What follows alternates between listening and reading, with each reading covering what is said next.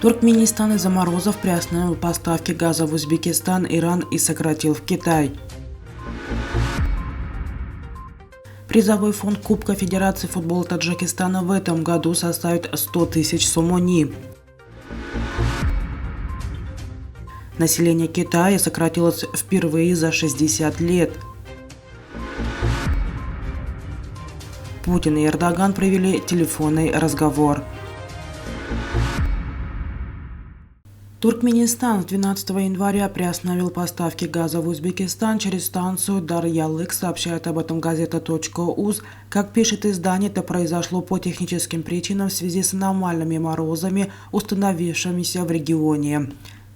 Низкие температуры привели к образованию гидрата на внутрипромысловых коммуникациях газоконденсатного месторождения Галканыш, пишет издание. По этим же причинам значительно сократился экспорт газа в Китай по газопроводу Туркменистан, Узбекистан, Казахстан, Китай. В субботу 14 января в Ашхабад для переговоров предположительно прибыл руководитель администрации президента Узбекистана Сардор Мурзаков. Как пишет Метеожурнал, из-за нехватки газа теплоэлектростанции Узбекистана не могут выработать достаточное количество электроэнергии, в связи с чем в стране ведут ее верные отключения, а также сократят подачу газа потребителям. В декабре 2022 года из-за холодов и перебоев с обеспечением населения электроэнергии Узбекистан увеличил ее закупки в Туркменистане с 17-18 миллионов киловатт-часов до 20-21 миллиона киловатт-часов ежедневно. По данным сайта «Репортер», Туркменистан также приостановил поставки газа в Иран, спровоцировав энергетический кризис. Как и страны Центральной Азии, Иран также накрыли аномальные морозы, которые привели к повышенному потреблению газа и его дефициту в ряде северных регионов. В случае Ирана, однако, приостановка поставок связана не с техническими причинами, а с тем, что Туркменистан удовлетворяет возросший внутренний спрос. Об этом заявил министр нефти Ирана Джавад Ауди, обвинив туркменскую сторону в нарушении контракта и создании кризисной ситуации.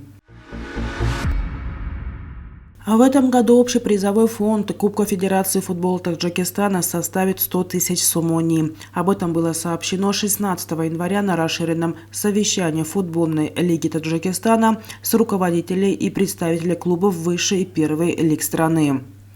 Из указанной суммы 50 тысяч сомони помимо трофея получит победитель. Серебряному призеру достанется 30 тысяч сомони, а обладателям бронзовых медалей достанется 20 тысяч сомони. Согласно жеребьевке предварительного этапа розыгрыша Кубков ФТ-2023, в Душанбинской зоне примет участие 8 команд, которые разделены на 2 группы. Численность населения Китая в 2022 году уменьшилась на 850 тысяч человек по сравнению с прошлым годом. Это снижение стало первым за 60 лет, передает China News со ссылкой на доклад Государственного статуправления КНР.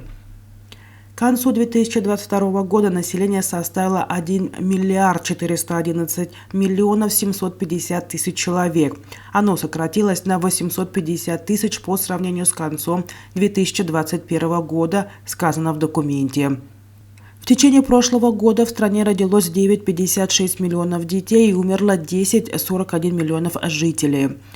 Последний раз население КНР сокращалось в 1961 году, когда в стране наблюдался массовый голод. Сейчас, по официальным данным, в стране проживает 722 миллиона мужчин и 689,69 миллионов женщин. Таким образом, на 100 женщин приходится 104 мужчины. Трудоспособным китайские власти считают население в возрасте от 16 до 59 лет. Таких граждан в стране насчитывается 875,56 миллионов. Это 62%.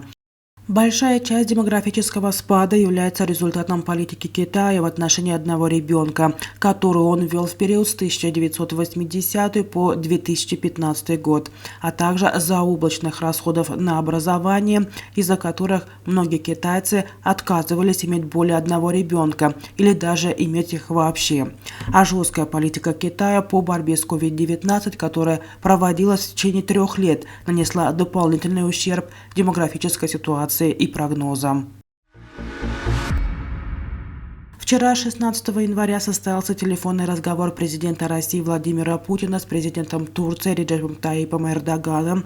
Как сообщила пресс-служба Кремля, с обеих сторон подтвержден настрой на дальнейшее комплексное развитие российско-турецкого сотрудничества. В числе приоритетов взаимодействия в сфере энергетики, включая поставки российского природного газа и создание в Турции регионально-газового хаба.